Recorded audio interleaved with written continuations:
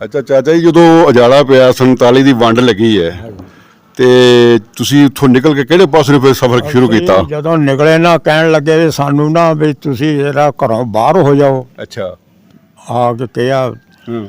ਸਾਡੇ ਆਪਣੇ ਜੀਆਂ ਨੇ ਵੀ ਕਿਹਾ ਵੀ ਪਿੰਡੋਂ ਬਾਹਰ ਹੋ ਜਾ ਜਰਾ, ਪਤਾ ਨਹੀਂ ਸ਼ਾਮ ਨੂੰ ਆਈਏ ਜਾਂ 2 ਦਿਨ ਨੂੰ ਆਈਏ। ਅੱਛਾ ਅੱਛਾ। ਅਸੀਂ ਇਸੇ ਤਰ੍ਹਾਂ ਆਪਣਾ ਸਭ ਕੁਝ ਛੱਡ ਕੇ, ਹੂੰ। ਜੋ ਪੈਸਾ ਟੋਕਰ ਨੱਪ ਕੇ ਕਿਧਰੇ ਛੱਡ ਕੇ ਅਸੀਂ ਬਣ ਵਿੱਚ ਆ ਗਏ। ਅੱਛਾ ਅੱਛਾ।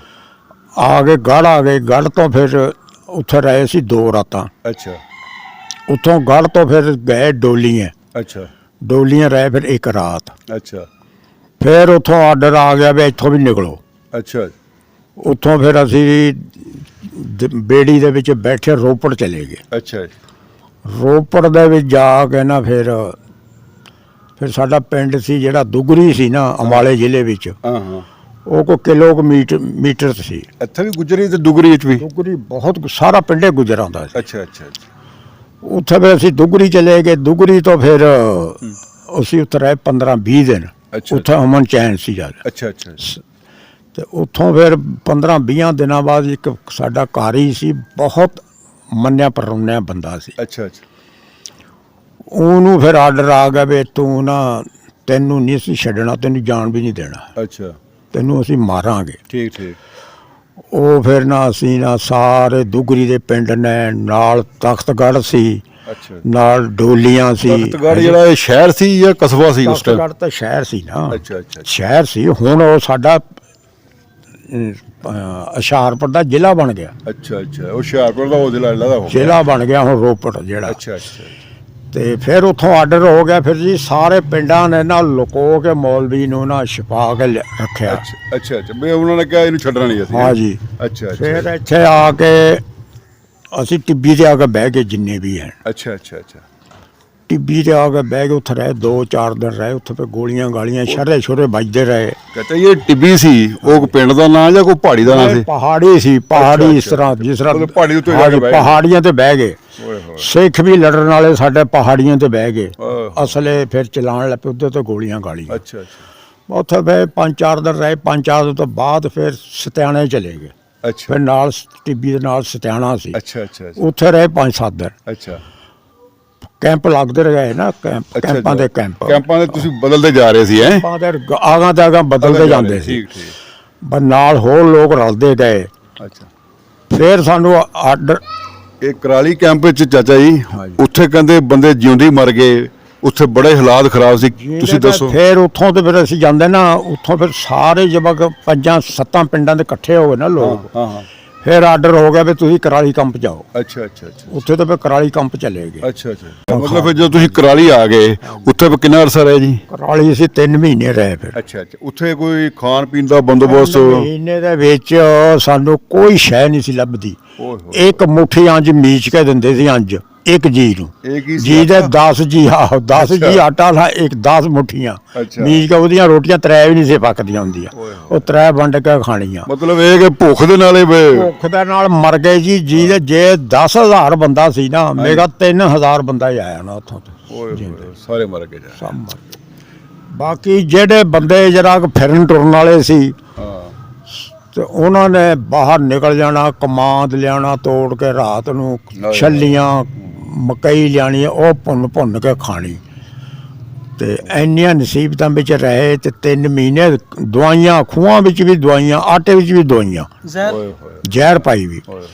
ਤੇ ਬੜੀ ਜੀ ਨਸੀਬਤ ਕੱਟੀ ਉੱਥੇ ਤੇ। ਮਤਲਬ ਇਹ ਕਿ ਪਾਕਿਸਤਾਨ ਜਿਹੜਾ ਨਾ ਆਸਾਨੀਆਂ ਨਾਲ ਹਾਸਲ ਨਹੀਂ ਮਿਲੇ ਹੋਇਆ, ਇਹਦੇ ਵਾਸਤੇ ਬੜੀਆਂ ਕੁਰਬਾਨੀਆਂ ਹੈਗੀਆਂ ਸਾਡੇ ਬਜ਼ੁਰਗਾਂ ਦੀਆਂ ਜਿਹੜੇ ਇਸ ਦੁਨੀਆ ਤੋਂ ਚਲੇ ਗਏ। ਕੀ ਖਿਆਲ ਹੈ ਜੀ? ਤੇ ਕਰਾਲੀ ਕੈਂਪ ਤੋਂ ਫਿਰ ਵਾਪਸ ਇੱਧਰ ਜੋ ਚੱਲੇ? ਫਿਰ ਸਾਨੂੰ ਗੱਡੀਆਂ ਦਾ ਆਰਡਰ ਹੋ ਗਿਆ, ਗੱਡੀਆਂ 'ਚ ਬਹਿਣ ਲੱਗ ਪਏ। ਅੱਛਾ ਅੱਛਾ। ਉੱਥੋਂ ਗੱਡੀਆਂ ਦੀ ਸਰਵਿਸ ਸ਼ੁਰੂ ਹੋ ਗਈ ਹੈ? ਗੱਡੀਆਂ ਦੀ ਸਰਵਿਸ ਸ਼ੁਰੂ ਹੋ ਗਈ। ਲਾਹੌਰ ਫਿਰ ਬਾਲਟਨ ਸਕੂਲ ਸੀ। ਅੱਛਾ ਅੱਛਾ। ਉੱਥੇ ਫਿਰ ਆਉਣਾ ਸੀ ਸਾਰਿਆਂ ਨੇ। ਹਾਂ। ਅੱਛਾ ਅੱਛਾ। ਉੱਥੇ ਆਉਂਦੇ ਰਹੇ ਤੇ ਜਿਸ ਤਰ੍ਹਾਂ ਫਿਰ ਪਿੱਛੋਂ ਲੰਬਰ ਆਉਂਦਾ ਰਿਹਾ, ਉਸ ਤਰ੍ਹਾਂ ਚੜ੍ਹਦੇ ਰਹੇ। ਫਿਰ 15-20 ਦਿਨ ਲੱਗੇ ਉੱਥੋਂ ਵੀ ਕੈਂਪ ਨੂੰ ਆਉਣੇ ਵਾਸਤੇ ਵੀ। ਅੱਛਾ।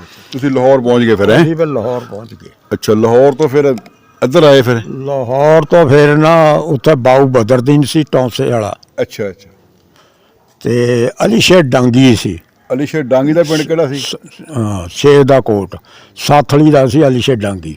ਸਰਥਲੀ ਦਾ ਜੀ। ਹਾਂ ਜੀ, ਬਿਲਕੁਲ ਉਹਦਾ ਹੋਟਲ ਸੀ ਉੱਥੇ ਪਹਿਲਾਂ ਹੀ ਇੰਡੀਆ ਤੋਂ ਬਣਨੇ ਤੋਂ ਵੀ ਪਹਿਲਾਂ। ਅੱਛਾ ਇੱਕ ਟਾਈਮ ਫਿਰ ਬਾਬੂ ਬਦਰ ਦੇ ਨੇ ਖਾਣਾ ਦੇਣਾ ਸਾਰੇ ਕੈਂਪ ਨੂੰ, ਭਾਵੇਂ ਕਿਸੇ ਬਰਾਦਰੀ ਨਾਲ ਵੀ ਤਲਕ ਰੱਖਦਾ, ਰੱਜ ਕੇ ਦੇਣਾ, ਬਿਸਕੁਟ, ਬੇਕਰੀਆਂ, ਕੇਕ।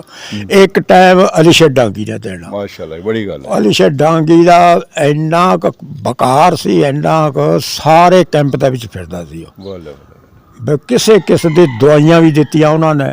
ਸਾਡੇ ਆਪਣੇ ਮਾਜਰ ਜਿੰਨੇ ਦੇ ਨਾ ਸੀ ਗੁੱਜਰ ਬਰਾਦਰੀ ਦੇ, ਉਹ ਤੇ ਇਹਨਾਂ ਦੋ ਬੰਦਿਆਂ ਨੇ ਸਾਨੂੰ ਕੁਝ ਬਚਾਇਆ ਉੱਥੇ, ਦਵਾਈਆਂ ਸ਼ੋਈਆਂ ਦੇ ਕੇ। ਉੱਥੋਂ ਵੀ ਬੜੇ ਜੀਵ ਮਰਦੇ ਸੀ। ਸਾਡੀ ਮਾਂ ਉੱਥੋਂ ਬਿਮਾਰ ਸੀ, ਗੱਡੀ ਦੇ ਵਿੱਚ ਅਸੀਂ ਗੁਜਰਨ ਆ ਕੇ ਦਫਨਾਈ ਹੈ। ਅੱਛਾ, ਗੁਜਰਨ ਵਾਲੇ ਆ ਕੇ ਉਤਰੇ ਨਾ ਉੱਥੋਂ ਗੁਜਰਨ ਵਾਲੇ। ਫੌਤ ਕਿੱਥੇ ਹੋਈ? ਰਸਤੇ 'ਚ ਗੱਡੀ ਮੈਂ ਲਾਹੌਰ ਤੋਂ ਚੜ੍ਹ ਕੇ। ਅੱਛਾ। ਉਹ ਫਿਰ ਲਾਹੌਰ ਤੋਂ ਜਦੋਂ ਗੁਜਰਾਂ ਵਾਲੀ ਚੜ੍ਹੇ ਨਾ, ਉੱਥੇ ਫਿਰ ਉਹ ਫੌਤ ਹੋ ਗਈ। ਉੱਥੇ ਅਸੀਂ ਦਫਨਾਈ ਉਹ। ਅੱਛਾ। ਦਫਨਾ ਕੇ ਜੀ ਫਿਰ ਉਹ ਇੱਥੇ ਅਸੀਂ ਆ ਗਏ ਇਸ ਪਿੰਡ ਮਾ।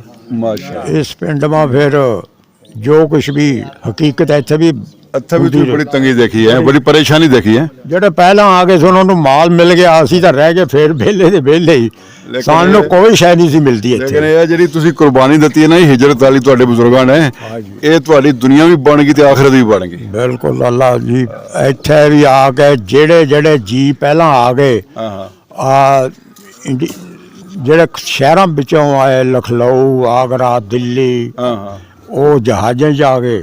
ਜਿਹੜੇ ਬਾਕੀ ਦੇ ਸਾਡੇ ਜਿਹੜੇ ਆਪਣੇ ਪਿੰਡ ਤੇ ਨਾ ਧਵਾਣਿਆਂ ਦੇ, ਉਹ ਪਹਿਲਾਂ ਸਿੱਧੇ ਆ ਗਏ ਇੱਧਰ ਨੂੰ। ਅੱਛਾ। ਨੰਗਲ ਸਾਰੇ ਇਸ ਤਰ੍ਹਾਂ ਆ ਗਏ, ਆਪਣੇ ਆਪਣੇ ਲੈ ਕੇ ਗੱਡਿਆਂ ਤੇ ਆ ਗਏ ਲੋਕ, ਬੜੇ ਬਾਇਜ਼ਤ। ਜਾਨੀ ਕਰਾਲੀ ਕੰਪ ਨੂੰ ਨਸੀਬਤ ਪਈ।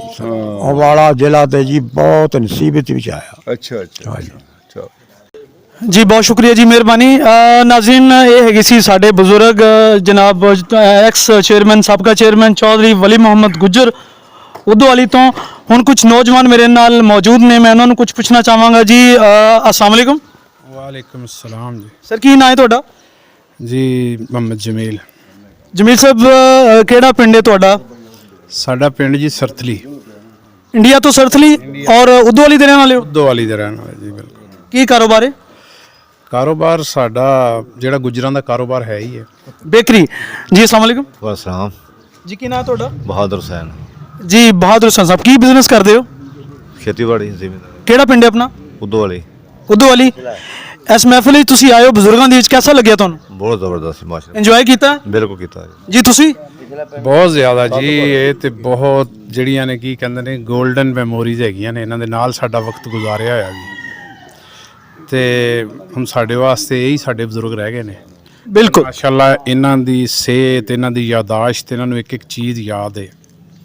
ਔਰ ਇਹਨਾਂ ਨੇ ਸਾਡੇ ਪਿੰਡ ਵਾਸਤੇ ਵੀ ਬਹੁਤ ਅੱਛਾ ਕੰਮ ਕੀਤਾ ਹੈ। ਕਾਫੀ ਇਹਨਾਂ ਨੇ ਮਤਲਬ ਪਿੰਡ ਦੀ ਤਰੱਕੀ ਦੇ ਵਿੱਚ ਇਹਨਾਂ ਦਾ ਬਹੁਤ ਬੜਾ ਕਿਰਦਾਰ ਹੈ ਜੀ। ਹੋਰ ਕੁਝ? ਸਲਾਮਤ ਰੱਖੇ ਸਾਇਆ ਇਹਨਾਂ ਦਾ ਪਿੰਡ ਤੇ ਸਾਡੇ ਤੇ। ਜੀ अस्सलाम वालेकुम। वालेकुम सलाम। ਕੀ ਨਾਂ ਹੈ ਤੁਹਾਡਾ? अहमद हुसैन। ਜੀ ਕਿਹੜਾ ਪਿੰਡ ਹੈ ਤੁਹਾਡਾ? उदोवाली। ਪਿਛਲਾ ਪਿੰਡ ਕਿਹੜਾ? बजरूर तो। ਬਜਰੂਰ ਤੋਂ। ਮਿਹਰਬਾਨੀ, ਸ਼ੁਕਰੀਆ। अस्सलाम वालेकुम। वालेकुम सलाम जी। ਜੀ ਸਰ, ਕੀ ਨਾਂ ਹੈ ਤੁਹਾਡਾ? ਅਬਦੁਰ ਰਸ਼ੀਦ ਕਾਲਸ। ਰਸ਼ੀਦ ਸਾਹਿਬ। ਰਸ਼ੀਦ ਸਾਹਿਬ, ਕਿਹੜਾ ਪਿੰਡ ਹੈ ਆਪਣਾ ਪਿਛਲਾ ਇੰਡੀਅਨ ਤੋਂ? ਸਾਡਾ ਹੀ ਪਿੰਡ ਖਟਾਣਾ, ਤਹਿਸੀਲ ਊਨਾ, ਜ਼ਿਲ੍ਹਾ ਹੁਸ਼ਿਆਰਪੁਰ। ਅੱਛਾ, ਬਜ਼ੁਰਗਾਂ ਦੀ ਮਹਿਫਿਲ ਵਿੱਚ ਸ਼ਾਮਲ ਹੋਏ ਹੋ, ਕੈਸਾ ਲੱਗਿਆ ਤੁਹਾਨੂੰ? ਬਹੁਤ ਅੱਛਾ ਲੱਗਿਆ ਜੀ, ਬਹੁਤ ਅੱਛਾ ਹੈ। ਪੁਰਾਣੀਆਂ ਗੱਲਾਂ ਸੁਣ ਕੇ ਮਜ਼ਾ ਆਇਆ ਕਿ ਨਹੀਂ? ਮਜ਼ਾ ਆਉਂਦਾ ਜੀ ਬਹੁਤ। ਪੁਰਾਣੇ ਆਪਣੇ ਪਿਛਲੇ ਦੇਸ਼ ਵੀ ਜਿਹੜੇ ਗੱਲਾਂ ਸਿਆਣੇ ਨੇ ਸੁਣੀਆਂ ਮੈਂ ਉਹ ਵੀ। अस्सलाम वालेकुम। वालेकुम सलाम जी। ਜੀ ਬਸ ਕੀ ਨਾਂ ਤੁਹਾਡਾ? मोहम्मद शफीक। ਸ਼ਫੀਕ ਸਾਹਿਬ, ਕਿੱਥੇ ਹੁੰਦੇ ਹੋ? मैं इत्थे उदोवाली होना और कित्थे होना? ਨਹੀਂ, ਐਬਰਡ ਜਾਂ ਪਾਕਿਸਤਾਨ ਹੈ? ਕੀ ਬਿਜ਼ਨਸ ਹੈ, ਕੀ ਕਾਰੋਬਾਰ ਹੈ, ਕੀ ਸ਼ੁਗਲ ਹੈ? बस मैं शेफ हैगा। ਸ਼ੈਫ ਹੈਗੇ ਹੋ? ਪਾਕਿਸਤਾਨੀ ਜੇ ਬਾਹਰਲੇ ਮੁਲਕ ਗੱਲਾਂ ਸੁਣ ਕੇ? ਬਜ਼ੁਰਗਾਂ ਦੀਆਂ ਗੱਲਾਂ ਸੁਣ ਕੇ ਯਾਦਾਂ ਤਾਜ਼ੀਆਂ ਹੋ ਗਈਆਂ। ਜਿਹੜੀ ਹਿਜਰਤ ਕੀਤੀ 1947 ਦੇ ਵਿੱਚ, ਯਾਦਗਾਰ ਹੈਗੀ ਸੀ। ਪਰ ਕਿ ਬਹੁਤ ਜ਼ਿਆਦਾ ਯਾਨੀ ਕਿ ਲੋਕਾਂ ਨੇ ਕੁਰਬਾਨੀਆਂ ਕੀਤੀਆਂ, ਜਿਨ੍ਹਾਂ ਕਰਕੇ ਅਸੀਂ ਇਸ ਟਾਈਮ ਪਾਕਿਸਤਾਨ ਦੇ ਵਿੱਚ ਆਜ਼ਾਦ ਫਿਰ ਰਹੇ ਹਾਂ। ਤੁਹਾਡਾ ਪਿਛਲਾ ਪਿੰਡ ਕਿਹੜਾ ਇੰਡੀਆ ਤੋਂ? ਸਾਡਾ ਖਟਾਣਾ। ਮੁਹਾਜਰ ਹੋ ਕੇ ਆਏ ਹੋ ਇੱਥੇ ਪਾਕਿਸਤਾਨ? ਜਿਹੜਾ ਹਿਜਰਤ ਕਰਕੇ ਆਏ ਸੀ। ਸਿੱਧੇ ਉਦੋਵਾਲੀ? ਨਹੀਂ, ਪਹਿਲੇ ਗੁਜਰਾਂਵਾਲੇ ਆਏ ਸੀ। ਗੁਜਰਾਂਵਾਲੇ ਤੋਂ ਬਜ਼ੁਰਗ ਆਏ ਸੀ ਇੱਥੇ ਉਦੋਵਾਲੀ। ਤੁਹਾਡੀ ਗੋਤ ਕੀ ਹੈ? ਬਜਾੜ। ਬਜਾੜ। ਬਹੁਤ ਸ਼ੁਕਰੀਆ ਜੀ, ਮਿਹਰਬਾਨੀ। अस्सलाम वालेकुम। ਵਾਲੇਕੁਮ ਅਸਲਾਮ ਜੀ। ਸਰ, ਕੀ ਹਾਲ ਹੈ ਤੁਹਾਡਾ? ਅਲਹਮਦੁਲਿਲਾ। ਕੀ ਨਾਂ ਹੈ ਤੁਹਾਡਾ? ਅਬਦੁਲ ਮਜੀਦ ਮੇਲੂ ਜੀ। ਮਜੀਦ ਸਾਹਿਬ, ਤੁਸੀਂ ਕਿਹੜੀ ਬਰਾਦਰੀ ਨਾਲ ਤਾਲੁਕ ਰੱਖਦੇ ਹੋ? ਗੁੱਜਰ ਨਾਲ ਜਨਾਬ। ਆਪਣੀ ਗੋਤ ਕੀ ਹੈ? ਮੇਲੂ। ਪਿਛਲਾ ਪਿੰਡ ਕੀ ਸੀ ਇੰਡੀਆ 'ਚ? ਧਮਾਣੇ ਵਾਲਾ। ਤਮਾਨੇ ਵਾਲਾ कैसा लगे ਬਜ਼ੁਰਗਾਂ ਦੀਆਂ ਗੱਲਾਂ ਸੁਣ ਕੇ अल्हम्दुलिल्लाह बहुत अच्छा ही, क्या बात है। ਇੰਜੋਏ ਕੀਤਾ हाँ जी बड़ा जी। ਅਸਲਾਮ ਵਾਲੇकुम वालेकुम अस्सलाम। ਜੀ ਕੀ ਨਾਂ ਹੈ ਤੁਹਾਡਾ मोहम्मद सलीम। ਜੀ ਸਲੀਮ ਭਾਈ कैसा ਲੱਗਿਆ ਬਜ਼ੁਰਗਾਂ ਦੀਆਂ ਗੱਲਾਂ ਸੁਣ ਕੇ ਪੁਰਾਣੀਆਂ ਜੀ ਬਹੁਤ ਅੱਛਾ ਲੱਗਿਆ ਜੀ। ਸਾਡੇ ਬਜ਼ੁਰਗ ਬਹੁਤ ਅੱਛੇ ਆ। ਸਾਡੇ ਇਸ ਪਿੰਡ ਦੀ ਸ਼ਾਨ ਹੈ ਜੀ ਇਹ ਬਜ਼ੁਰਗ।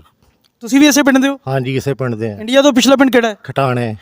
ਬਹੁਤ ਸ਼ੁਕਰੀਆ ਜੀ ਮਿਹਰਬਾਨੀ ਨਵਾਜ਼ਿਸ਼ ਜੀ। ਹੁਣ ਸਾਡੇ ਨਾਲ ਮੌਜੂਦ ਨੇ ਜਨਾਬ ਚੌਧਰੀ ਮੁਹੰਮਦ ਰਮਜ਼ਾਨ ਗੁੱਜਰ ਸਾਹਿਬ ਜਿਹੜੇ ਕਿ ਸਾਡੇ ਇਸ ਇਲਾਕੇ ਦੇ ਬਲਕਿ ਪੂਰੇ ਜ਼ਿਲ੍ਹਾ ਗੁਜਰਾਂਵਾਲਾ 'ਚ ਇਹਨਾਂ ਦਾ ਇੱਕ ਨਾਮ ਹੈ, ਨਾਮੀ ਨੋਮੀਨੇਟ ਨੇ ਪੰਜਾਬੀ ਸ਼ਾਇਰ ਦੇ ਲਿਹਾਜ਼ ਨਾਲ, ਬਹੁਤ ਬੜੇ ਪੰਜਾਬੀ ਸ਼ਾਇਰ ਨੇ। ਮੈਂ ਕੁਝ ਇਹਨਾਂ ਅੱਗੇ ਗੁਜ਼ਾਰਿਸ਼ ਕਰਾਂਗਾ ਕਿ ਆਪਣਾ ਕੁਝ ਕਲਾਮ ਜਿਹੜਾ ਹੈ ਨਾ ਉਹ ਸਾਨੂੰ ਸੁਣਾਉਣ ਔਰ तमाम ਇਹਨਾਂ ਦੋਸਤਾਂ ਨੂੰ ਜਿਹੜਾ ਨਾ ਮਹਿਸੂਸ ਕਰਨ ਔਰ ਆਪਣੇ ਜਿੱਥੇ ਜਿੱਥੇ ਮੇਰੀ ਵੀਡੀਓ ਜਾ ਰਹੀ ਹੈ ਸਭ ਲੋਕ ਇੰਜੋਏ ਕਰੋ ਇਹਨਾਂ ਦੇ ਕਲਾਮ। ਪੰਜਾਬੀ ਲੋਕਾਂ ਦੀ ਬਹੁਤ ਅੱਛੇ ਤਰੀਕੇ ਨਾਲ ਅਕਾਸ਼ੀ ਕਰਦੇ ਨੇ ਜੀ। ਨਿਊਜ਼ ਦੀ